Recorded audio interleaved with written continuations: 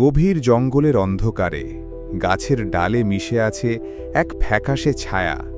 তার শরীর ধবধবে সাদা, আর চোখে যেন জ্বলছে দুটি রুবি। এ কোনো পৌরাণিক প্রাণী নয়, এ হল অ্যালবিনো ডগটুথড ক্যাট স্নেক, সাধারণ ফণী মনসার এক অবিশ্বাস্য সুন্দর এবং অত্যন্ত দুর্লভ শ্বেতরূপ।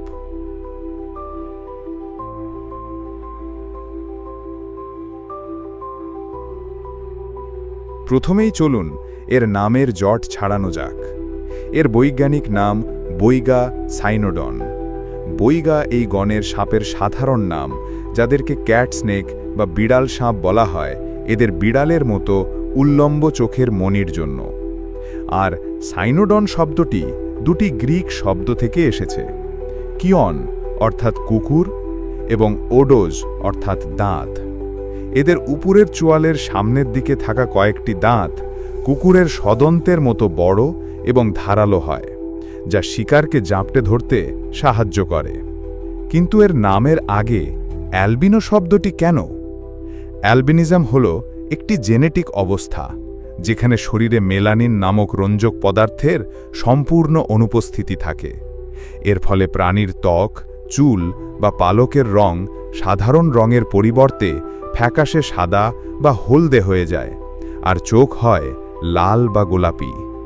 এই সাপটিও হল ডগটুথড ক্যাট স্নেকেরই একটি শ্বেতরূপ, কোনো আলাদা প্রজাতি নয়। এই শ্বেত ফণী মনসা দক্ষিণ পূর্ব এশিয়ার রেইন ফরেস্টের এক রহস্যময় বাসিন্দা। থাইল্যান্ড, মালয়েশিয়া, ইন্দোনেশিয়া এবং ফিলিপাইনের মতো দেশগুলোর বনভূমিতে এদের পাওয়া যায়। এরা সম্পূর্ণভাবে বৃক্ষবাসী, অর্থাৎ জীবনের প্রায় পুরোটাই এরা গাছের ডালে বা ঝোপঝাড়ের মধ্যে কাটায়। এদের লম্বা, শক্তিশালী শরীর এবং আঁকড়ে ধরার উপযোগী লেজ এদেরকে গাছের ডালে চলাচলে অত্যন্ত পারদর্শী করে তুলেছে। এরা কঠোরভাবে নিশাচর। দিনের বেলায় এরা গাছের কোটরে বা ঘন পাতার আড়ালে লুকিয়ে থাকে, আর রাত নামলেই শিকারের খোঁজে বেরোয়। এরা মূলত পাখি এবং তাদের ডিম ও বাচ্চা শিকার করে খায়। এছাড়াও এরা বাদুড় এবং ছোট স্তন্যপ্রায়ী প্রাণীও শিকার করে। এখন আসা যাক এদের বিষাক্ততা প্রসঙ্গে। ডগটুথ ক্যাট স্নেক একটি মৃদু বিষধর সাপ।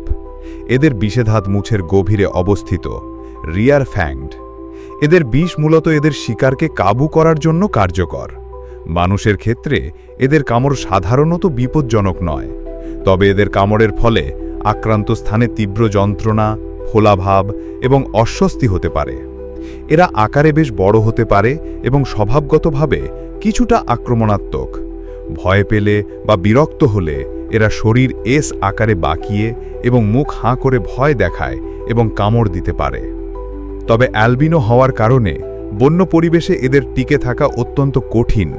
এদের সাদা শরীর জঙ্গলের সবুজ পরিবেশে কোনো ছদ্মবেশ বা ক্যামোফ্লেজ দেয় না, ফলে এরা খুব সহজেই শিকারী পাখি বা অন্য প্রাণীর নজরে পড়ে যায়।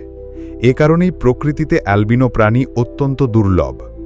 এদের এই বিরল সৌন্দর্যের কারণে অবৈধ পোষ্য বাণিজ্যে এদের অমঞ্চ চাহিদা রয়েছে। এই চাহিদা এদের অস্তিত্বকে আরও বেশি সংকটের মুখে ফেলছে। এই শ্বেত ফণী মনসা প্রকৃতির এক দুর্লভ শিল্পকর্ম, যা জেনেটিক বৈচিত্র্যের এক জীবন্ত উদাহরণ। ভিডিওটি ভালো লেগে থাকলে আমাদের ফেসবুক পেজটি লাইক ও ফলো করে আমাদের যাত্রার সঙ্গী হন। এটিকে শেয়ার করে ফণী মনসার এই দুর্লভ শ্বেতরূপের গল্পটি সবার কাছে পৌঁছে দিন এবং কমেন্টে জানান আপনার অনুভূতি।